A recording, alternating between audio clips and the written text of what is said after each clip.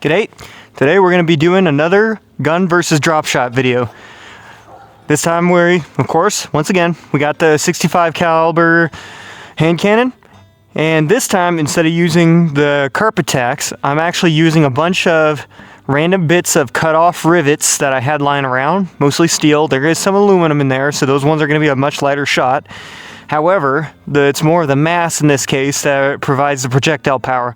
The aluminum ones likely will have a lot less power behind them because of lack of weight, but nonetheless, we got a much bigger gun this time. We got a heavier powder load, and let's just see what happens.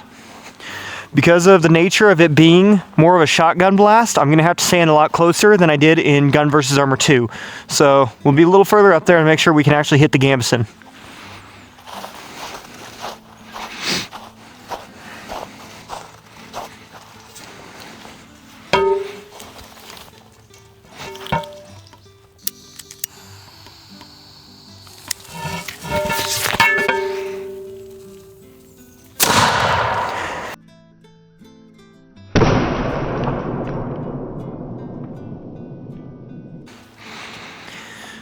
So there was only one hit, and it's not even worth showing you because it's just in the lower side.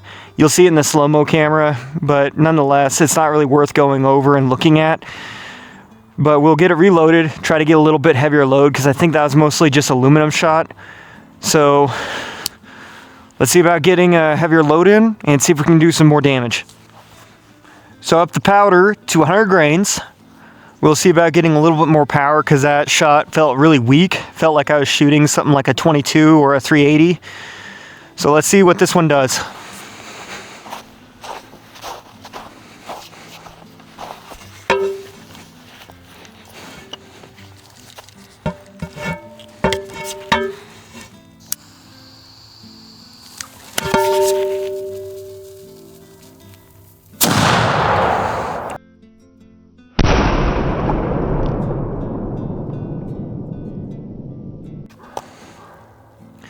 So you can see there's quite a few puncture holes now. Some of those are left over from the first one we did. Looks like that's a new one. And the way you can tell is it's indented. That's obviously new. Oh, that was just wedged in the fabric. Doesn't look like anything punched through though. Here we go. So that's a steel head. And it looks like it didn't even puncture through the fabric. Yeah, no damage. After these few tests that I've been doing, I feel like, I forgot the slow-mo cam. I feel like the drop shot that they did in Kingdom Come Deliverance 2 is more of just something made up so that you could have multiple types of shot. Guaranteed on skin it'd do quite a bit of damage, but just seeing that a lot of times it's not even punching through the fabric. I honestly am gonna call doubt on its real existence. Next time I have a bunch of roofing nails that I cut off for a project, I'll save all the tips though, so we have more of a spike shank to be firing out instead of something with a broad head on it like the top of the rivet. Something a little more maybe realistic for this sense, because it's not like they'd be feeding whole nails into it. That was an expensive commodity, and it's not like I'm actually trying to do any kind of historical test here. I'm not using historical items or ammo. I'm just testing a theory. So we'll get one more shot loaded. I'll probably just sort out all the steel from the aluminum, and we'll see what we can get with just a steel shot.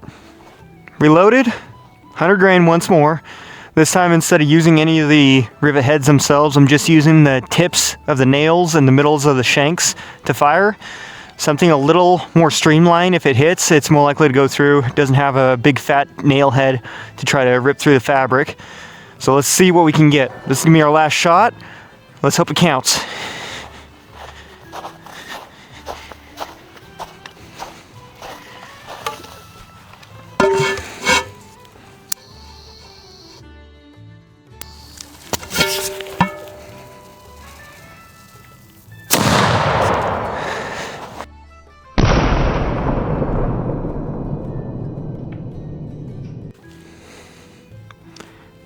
I don't think there was much in the way of damage.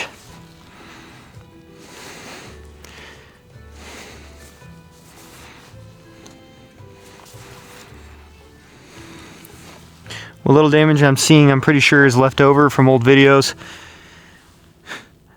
There's a little bit of a rivet stuck there.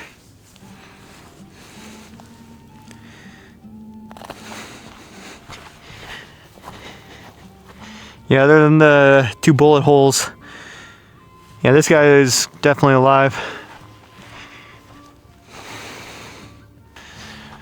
So I honestly want to say that's probably a bit of proof that this type of shot wouldn't have been used. However, all this is just a redneck in his backyard just shooting stuff at stuff. So don't take this as some kind of perfectly scientific test. None of this stuff is controlled. None of this stuff is honestly consistent, which weirdly enough would have been more realistic. But nonetheless, don't take it as anything special. This will probably be the end of the drop shot test. We will probably do in the future maybe some BB gun tests where we're taking a bunch of BB gun pellets and firing those to see what we can get. We got a little bit more consistent shape and a little bit more tighter package to where we can get more power behind it. But for now, that was that was drop shot versus gambeson 2 or nail shot versus gambeson 2. And thanks for watching. Let me know your own thoughts and theories in the comments. If someone's got a good one, we'll probably actually give it a test to try something different to see if we can do some heavy damage against this gambeson. Thank you for watching. Hope you enjoyed. Take care.